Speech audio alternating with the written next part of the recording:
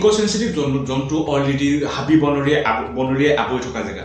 আৰু তাত যদি 10-15টা যদি 5 ষ্টাৰ হোটেল বা ৰিজৰ্ট বনাবলৈ যায় তেনেহলে গছ বননি নাকাটাকেতো 5 ষ্টাৰ হোটেল বনাব ডিফৰেষ্টেশ্যন হ'ব ডিফৰেষ্টেশ্যন হোৱাৰ লগে লগে সেই আশে-পাশে থকা ক্লাইমেটটো চেঞ্জ হ'ব ক্লাইমেট এফেক্ট হ'ব ওচৰৰে বৈ যোৱা ব্ৰহ্মপুত্ৰখন এফেক্ট হ'ব আৰু তাতকৈ ডাঙৰ মেইন সমস্যাটো হৈছে যেতিয়া কাজিৰঙাত অলৰেডি বানপানী ফ্লাড প্ৰব্লেম হৈ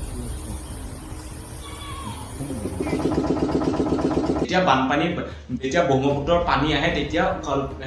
কাজিৰঙাৰ অলমোষ্ট 95% পানী ব্ৰহ্মপুত্ৰৰ পানীয়ে চুই যায় সেই সময়ত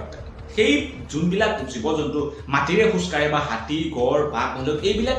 সেই ইকো সেন্সিটিভ যোনফালে পানী নাহে সেইবিলাক আহি পিনে তেহেঁতে ৰেষ্ট লয় বা তেহেঁতে নিজৰ জীৱনটো প্ৰাণ বচায় যদি সেই জেগাবিলাক